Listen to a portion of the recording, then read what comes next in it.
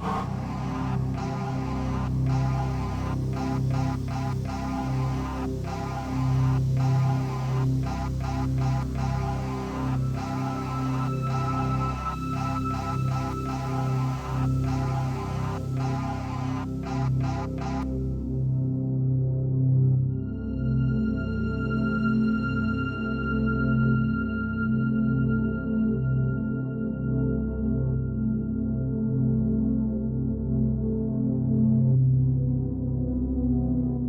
everybody, this is Barry, and I'm at the corner of the at the intersection of the Dixie-Shreveport Highway and South Centel Road.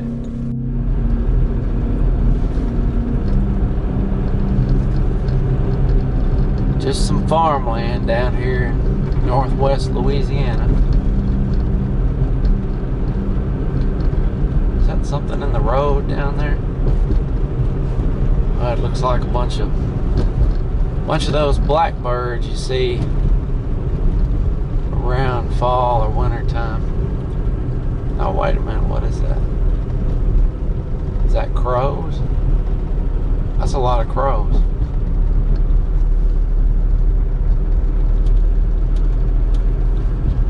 A lot of crows.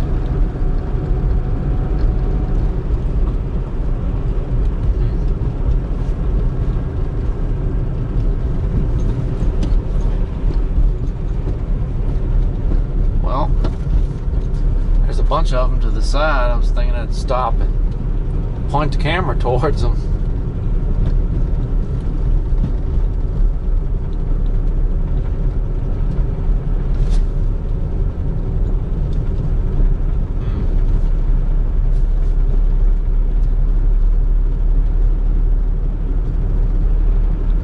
Yep. Yeah, I used to have customers way down here, and I used to fly down through here, you know, 3 or 4 o'clock in the morning. There's nobody out here, so you know, but I paid dearly for thinking that I could drive out in the country where there's nobody, you know.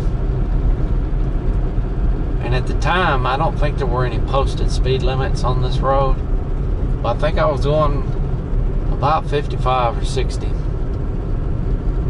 one morning. And I learned the hard way that right up here is a deer crossing. And where was it? It was just, yeah, it was just about right here. I was coming from the other direction, and like I said, going about 55 or 60, and that's when I might as well shut off my motor. There's nobody around.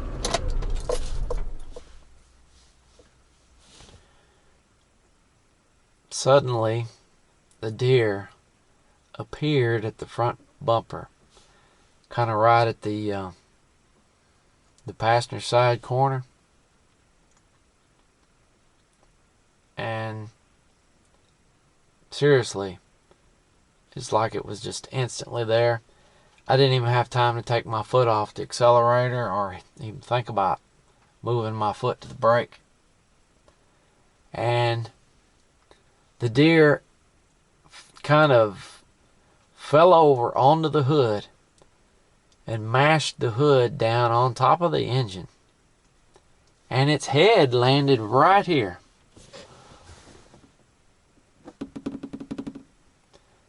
And it was about a 6-point buck, about a couple of 100 pounds. And one of his antlers broke off when it hit the windshield. And then he just kind of slid over the top of the car. And I locked up the brakes and came to a screeching halt. But He completely destroyed the hood, the front passenger side fender, broke the windshield wiper and the cowl vent cover, which is plastic. And, I had to get a new windshield. Yeah, I felt sorry for the deer, but that was totally unavoidable. But I guarantee you, I never drove that fast through here again. I would go through here 25 miles an hour. And that's what I did until I stopped coming through here every night. Nothing was worth doing that kind of destruction to your car.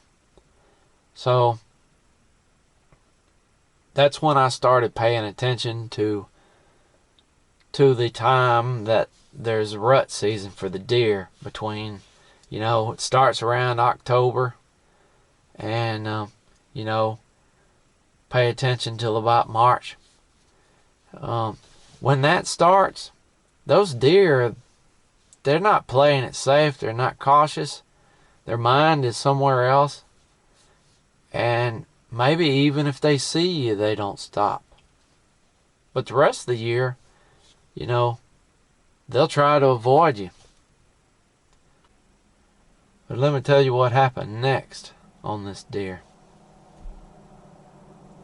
Right here to the right, which would have been the left when this happened because I was coming from the other direction. This is the creepy part. Yeah, I certainly would have rather not hit this deer. It would have been better for me, and it would have been better for him. Everybody would have been happy. It's getting hard to find parts for an old 96 Geo. But over in this ditch, I came back through here the next morning. This deer was laying in that ditch, and it had been picked clean. It was a skeleton. It was a clean skeleton. A 200-pound deer was a clean skeleton.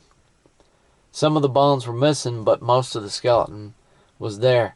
And I couldn't believe that had been picked clean overnight. And that was pretty bad. There's a lot of coyotes out here. I've seen bobcats, coyotes, large coons, you name it. I've even seen a black panther a couple of times, which I believe is black cougars or mountain lions. But I've seen several of them. Now, this is a pretty wild place way out, 2, 3, 4 o'clock in the morning. You wouldn't want to be walking out here, because there's nothing out here except a few houses. But, okay, the following morning, the deer's body was picked clean of meat. Okay, I saw a skeleton. Now, the following morning after that, when I came back through here, the bones were completely gone. There were no bones at all. I got right there and shined with a flashlight. I was just completely astonished that there weren't even any bones left. Now, there's another thing out here that's kind of creepy, and you would not want to be out here and get stranded and try to walk for it. There are large wild hogs, large black ones, and from what I hear, that they can chew bone up like it's nothing. They have really strong jaws and really sharp teeth. And I assume the hogs ate the bones. I've actually seen some of these out here at night. I've seen dead ones in the road. I've seen, well, that's the mailman. Mailman's got to have a Jeep out here. But yeah, there's still some places in America, you know, that are wild. You wouldn't think it would be like that here. Yeah, I'm sure there's some other places that are way more wild than this, I guess. Alaska, for example. But Northwest Louisiana, um, yeah, it's strange that that 200-pound deer uh, within 48 hours would just totally vanish. But I guess this has been going on for a while now. Better end the video. But that's just another example of during rut season, if you're driving out in the country, be very cautious.